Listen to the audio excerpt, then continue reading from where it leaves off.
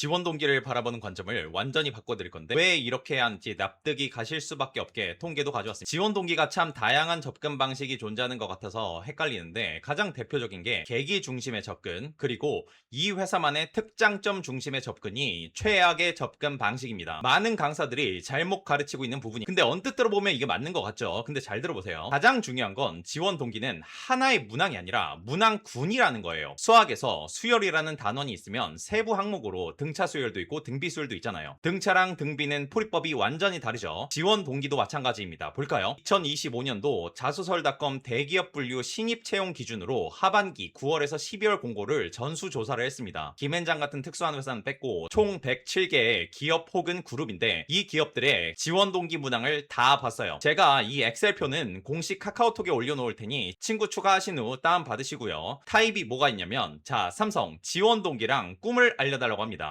즉 무슨 목표가 있길래 지원을 했냐 이거죠. 자, KT, 셋은 지원 동기랑 어떤 준비를 해왔는가, 너가 우리 회사에서 일하고 싶었으면 그걸 위해서 뭘 해왔는지 준비도가 궁금한 겁니다. 키움증권은 산업 지원 동기랑 그 중에서 우리 회사를 선택한 이유를 묻고 있죠. AJ 네트워크스는 계기가 뭐였기 때문에 지원했냐 묻고 있고요. 포스코플로우는 회사를 선택하는 기준이 뭐길래 우리 회사를 선택했냐 이렇게 묻고 있습니다. 보면 완전히 다 달라요.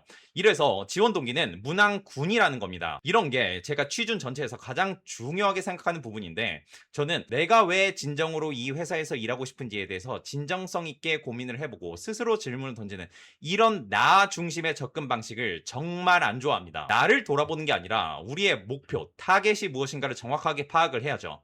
묻는 거 다 다르잖아요, 보니까.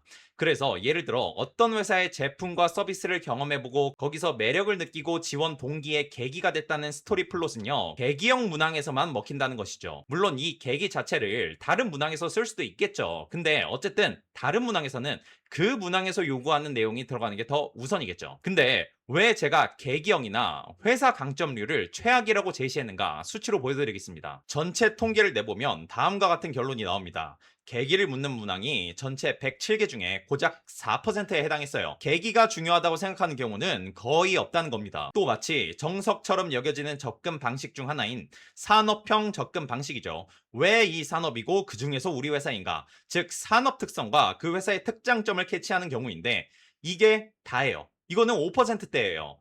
보면 CJ그룹이 공통적으로 지원 동기를 강하게 묻는 편이고요. 사실 대한통운과 SBI저축은행은요, 각 업계 1위잖아요. 그러면 해당 산업군에서 이 회사를 택할 이유가 명확하고 회사 입장에서 지원자가 왜 1위인지 정도는 파악해야 된다고 생각하고 물어보는 거라고 생각할 수 있겠죠. 두 번째로 증권업이 업권 특성이 굉장히 세죠. 접대도 있고 굉장히 고생하지만 돈은 엄청 많이 받는, 그래서 산업지원동기부터 물어본 거라고 추론해 볼 수 있겠죠. 이렇게 이유가 확실한 케이스에 이렇게 묻는 것이고요. 무턱대고 묻는 게 아니고 이런 케이스를 제외하면 산업 선택 이유와 그 중에 이 회사를 왜 선택했는지라는 방향성은 엄청 드물다는 거예요. 결국 계기, 산업 얘네 둘이 꼴등급이고요. 10%도 안 됩니다. 물론 여러분들이 면접 등에 갔을 때 면접관이 자신의 재량으로 산업 지원 동기와 그 중에서 우리 회사를 선택한 이유를 물어볼 수도 있어요. 하지만 이때조차도 가능성이 높은 것부터 먼저 준비해야 될 거 아니겠어요? 저도 산업 지원 동기를 면접에서 들어본 적은 있어요. 근데 4년 동안 딱 한 번밖에 못 들어봤어요. 가능성이 낮다고요. 안 나오는 건 아니지만. 심지어 약하게 준비를 해서 좀 아쉽게 대답을 했었는데 합격하는 데는 지장이 없었어요. 그럼 뭐가 가능성이 높냐? 1위가 뭐냐면 무려 43%를 차지합니다. 목표예요. 꿈, 목표, 계획 다 포함합니다. 2등이 본인 역량이 뭐냐, 3등이 준비해온 거 뭐냐, 4등이 세부 문항 없이 그냥 생으로 지원 동기를 써라, 이런 경우 14% 있었고, 기준을 묻는 경우가 8%였습니다. 즉 목표가 가장 중요하다는 거예요. 너는 뭘 하는 게 목표라서 지원했냐 이거죠. 그리고 이게 당연해요. 우리가 직업을 선택할 때 있어서 앞으로 무슨 일을 하고 싶은지 고려하는 게 맞잖아요. 그리고 이 중 절반은 구체적인 계획도 물어보고 있습니다. 46개 목표형 지원 동기 문항 중 40%가 계획을 구체적으로 뭘 보내요. 예를 들어 DBI텍의 경우 지원 동기와 입사 후 어떻게 성장해 나갈지를 묻고 있죠. 많은 사람들이 이런 의문을 갖곤 합니다. 지원 동기를 쓸 때 너무 직무 관점에서 쓰면 이건 직무 지원 동기인 거고 회사에 대한 지원 동기는 좀 약하지 않냐. 근데 그게 아니라는 거예요. 목표랑 특히 성장 계획을 쓰려면 내가 할 업무 중심으로 쓸 수밖에 없잖아요. 그래서 이게 베이직인 거고요. 결국 그 업무는요, 사실 동일한 직무처럼 보여도 회사 따라서 하는 일이 많이 다르기 때문에 직무 자체가 회사 특성을 반영을 합니다. 예를 들어 재무부서다 하면은 모든 회사에 있잖아요. 그래도 다 달라요. 마케팅이 중요한 회사라면요. 재무에서 마케팅 수익성 분석을 많이 하겠죠. 이 마케팅에 우리가 비용을 투입했을 때 얼마나 성과가 나는지 분석하고요. 금융권이라면 금융자산에 대한 포트폴리오 운영 계획이 중요하겠죠. 현대차처럼 글로벌한 회사다. 그러면 글로벌 사업 추진에 대한 예산, 비용 계획 수립이 중요할 것이고요. 이렇게 같은 직무여도요, 하는 일이 다 다르기 때문에 그 회사가 무슨 일을 하는지 제대로 알고 말한다면 단순히 직무 지원 동기처럼 느껴지지 않아요. 자, 다시 통계로 돌아와서 2, 3등을 한번 볼까요? 2등 지원 동기와 나의 역량, 3등 준비도 문항. 그러면 결국 이것도 무슨 일을 할 건지에 대한 관점에서 특정 일, 직무 관련해서 역량과 준비 내역을 쓸 수밖에 없잖아요. 그러면 문항 방향성이 안정해진 14%를 제외하고 70% 이상은 무슨 일을 앞으로 할 건지와 관련된 업무 중심의 문항이라는 거예요. 그렇다면 여러분들이 산업 지원 동기나 계기에 대해서 준비를 안 했을 때 떨어질 확률은 이 통계를 기준으로 10%도 안 되는 거고, 심지어 여기서 계기형 문항도 순수 계기는 한 개뿐이고, 준비도와 계기와 역량인 걸 봤을 때 계기가 사실 서브로 들어가는 거죠. 그리고 산업은 아까 말했다시피 업계 1위나 증권업처럼 특수한 경우에 묻는 경향이 있는 거고요. 그러면 예외적인 경우 말고는 다 앞으로 무슨 일을 하는 게 목표고 그걸 실현할 역량이나 준비를 뭘 해왔는지가 대부분입니다. 이런 이유들 때문에 묻지도 따지지도 않고 지원 동기를 계기나 그 산업 속에서 회사 특장점부터 시작하는 케이스를 제가 경계하는 겁니다. 물론 회사 특장점 파악의 경우 기업 분석 차원에서 꼭 필요한 부분이 맞기는 해요.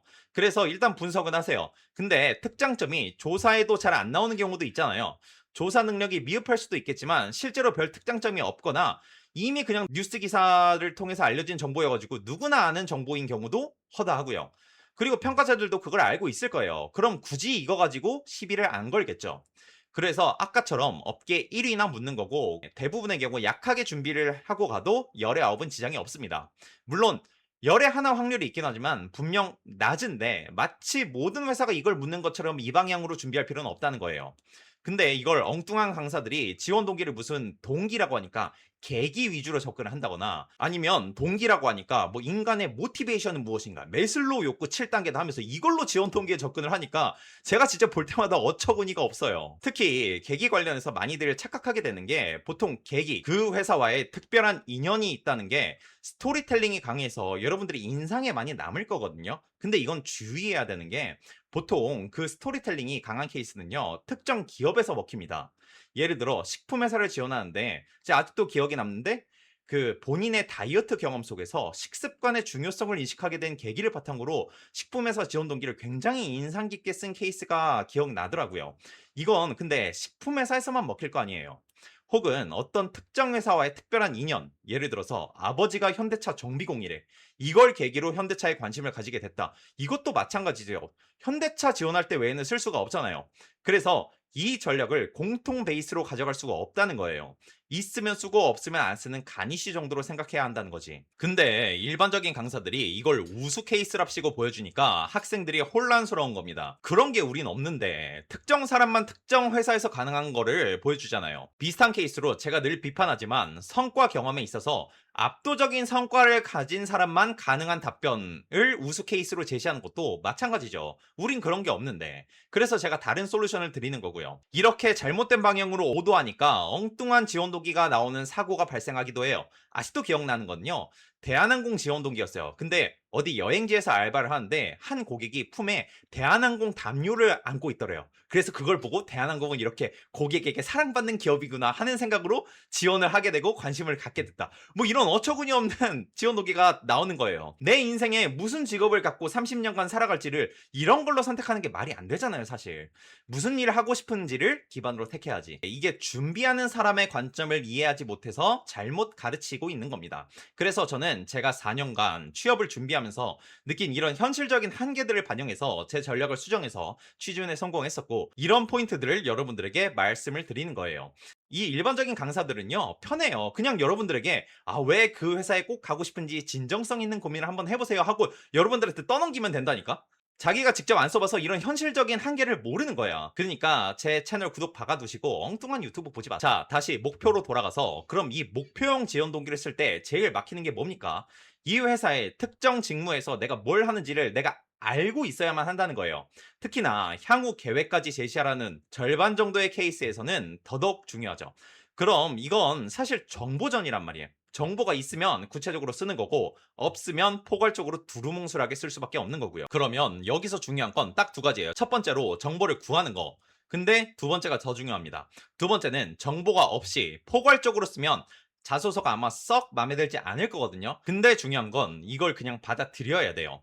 지원 동기에서 목표를 묻는데 그 회사에서 뭘 하는지를 몰라. 그 회사에서 뭘 하는지를 몰라서 목표를 구체적으로 제시할 수가 없다면 퀄리티가 낮아질 수밖에 없는 거예요. 근데 그걸 어쩌겠어요. 방법이 없는데. 이걸 붙잡고 늘어지는 게 오히려 낭비라는 거예요. 그래서 포괄적으로 약간 아쉽더라도 마무리를 하고 다른 부분에서 더 득점을 하거나 아니면 필기 같은 다른 에너지를 투입해야죠.